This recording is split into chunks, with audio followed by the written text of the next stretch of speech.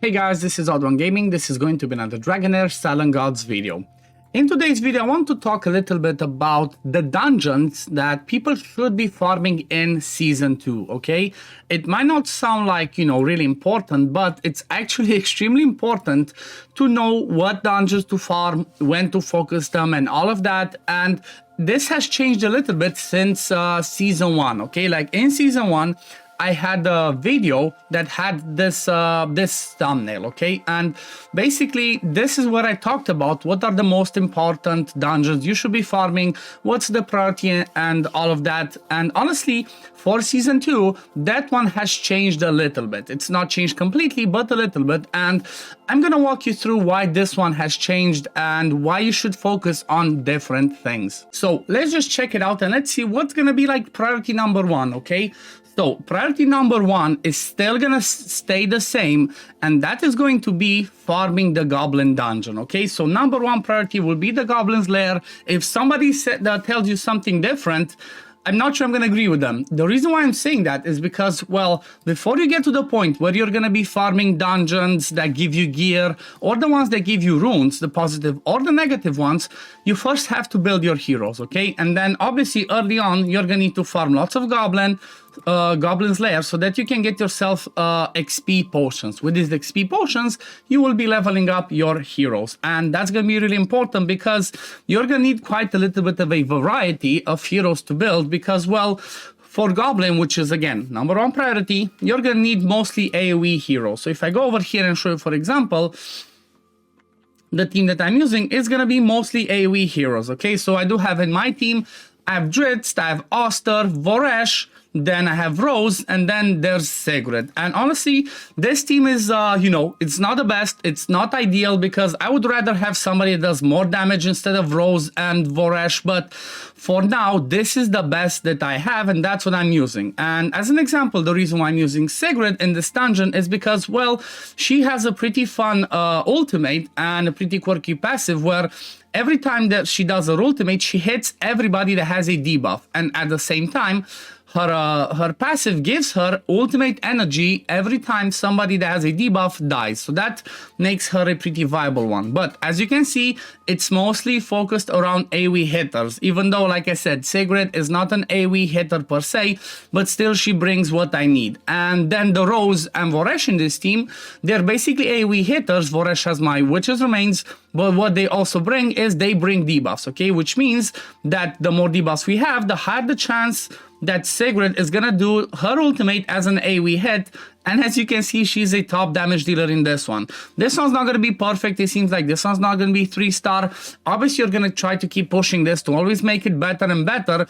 And for that, you're gonna start needing some better gear. You're gonna start needing some more levels and whatnot. But that was the priority number 1. Then priority number 2 is gonna be the domains, okay? Because again, you're gonna need different heroes of different elements. Otherwise, you're not gonna be able to farm for your main team. So as an example, Season 2, I decided to go with mostly Frost and Radiance. I have my AoE people that do Frost. Then I have Rose that brings me some attack penalty. I also have Garrus as my tank. I do have Mithrajan as my cheat code that carries me everywhere. So you can see that's my core. Plus I do have the Ice Blast. So I have a lot of Frost. But if I try and go and do the domain, like for example, if I try to go and do the Frost domain, well, that's not going to be too easy to do it with Frost or Radiance because of the way that this one works. Okay, so the way this one works, the higher you go, as you can see I'm hiding it, the higher you go, the more damage you will take and the less damage you will do if you're bringing cold and radiant damage. So as an example, if I check the Frost domain, you see that the team that I'm using, I have 2 lightning, I have 2 poison, and then I still have Mithrasia for the healings and whatnot because she's still fine in this. If I try to bring all Radiance and Frost, I would have a big problem. So you obviously want to have at least 2 of these domains on farm. So for example, for me, the biggest ones I have Frost and Tempest. So that's why the second most important one is going to be the domains. Now, if you move over to the third one, well, the third one's obviously going to be the same one as it was in Season 1, and that's going to be the Grave of Venom. Because same as in Season 1, you're gonna want to build, and you're gonna have to build more DPS heroes than actual supports. Most of the time you can go by with just having one tank, one healer, and then 2 DPS, and maybe like 3 DPS, or the third one could be a debuffer. So again, Grave of Venom is going to be awesome because it's going to give you the Inventor's Inspiration as a set, crit rate and attack. Then it's going to give you the Abyssal Curse, which gives you attack and enlightenment. This one's obviously going to be good for people that do derivative damage, as you can see. So like Thunderbolt, Burn, Poisons, Dauntless heroes like Shelter Revelios, stuff like that. Then we have the Gambler, which again, kind of like in Season 1, a good set, gives you attack percent, attack speed, and a chance to proc and do true damage. So basically, anybody that does lots of hits on their battle skill or ultimate are gonna benefit from this one. So for example, for me, I have Sheena in that one, or Dritz. That's why this one's important. Then the last one, you have the Emperor's Might, gives you attack percent and skill haste. Also has a quirky one over here where the wearer deals more damage if you have more attack than the caster. I've not done much testing, but still, these are gonna be really important. So that's priority number 3. Then if you move over to priority number 4, well, it's gonna be the what's it called, the Heretical Ruins. Okay, first of all, because this one's gonna give you positive runes, and this one should be a little bit easier to farm. And positive runes are really important because it can give you that crit damage in there, that attack, enlightenment if you need it, more HP, more defense, so a ton of extra stats. And this one, basically everybody that is 4-star is gonna be able to use positive runes, so you're gonna want to farm this as a priority. Like I said, number 5. Then number 6, obviously we're gonna move over to the next one, which is gonna be the Ancient Battlefield.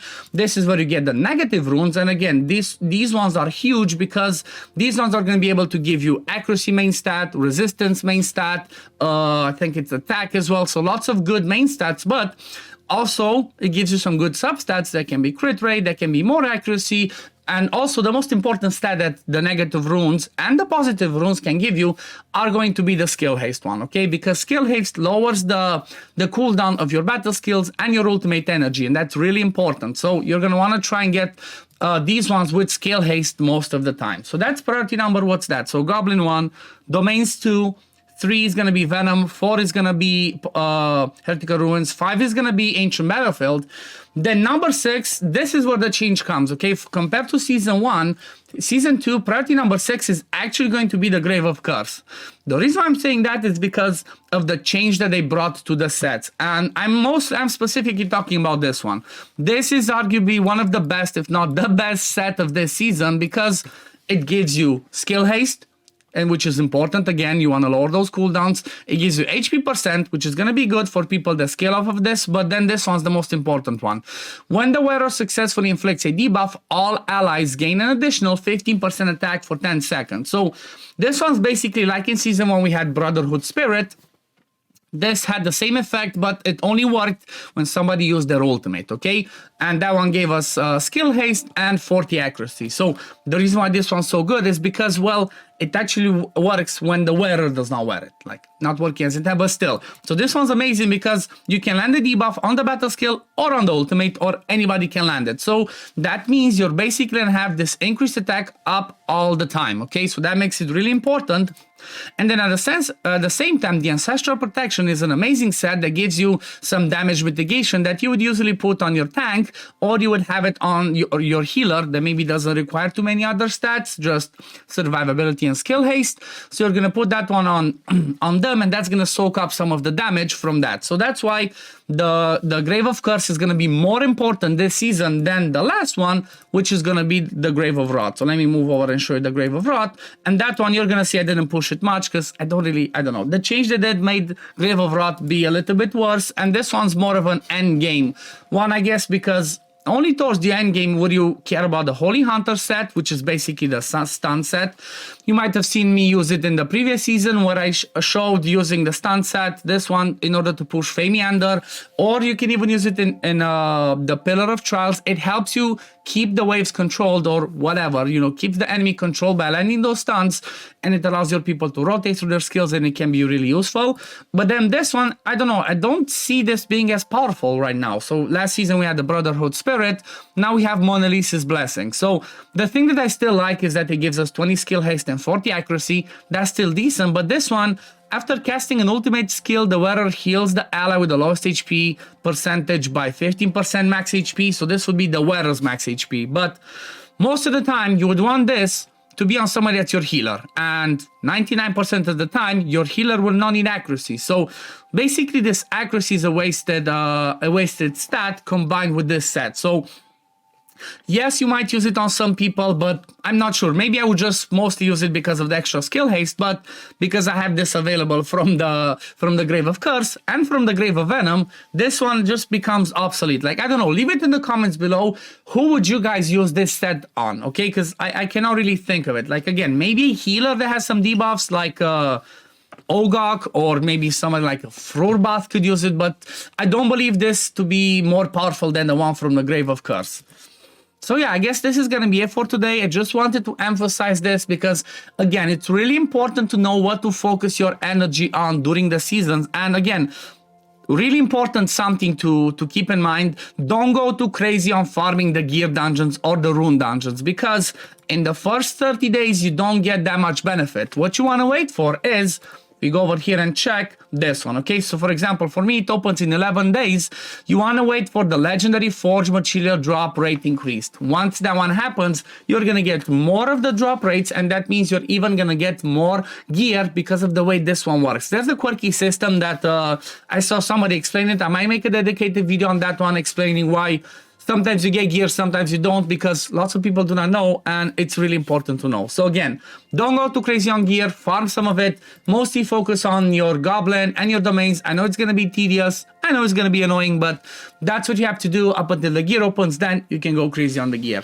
So yeah, we're going to leave it at this for today, guys. Keep an eye out for later today. I'm going to make another video where I'm going to pick the winners for the 10 giveaways for 3 Healer Light Dice, 3 Scholar Scrolls, and also the 380 War Model. And I'm also going to announce that I'm going to have more giveaways, but those ones are going to be on Twitch. So keep an eye out for a video later today. But yeah, anyway, this is going to be it for the video, guys. Thank you all for watching. As always, if you do enjoy my content, don't forget to like this video, subscribe to the channel to see when I upload next, and I'm going to see you on the next one. Peace, love, take care, everyone. Bye, guys.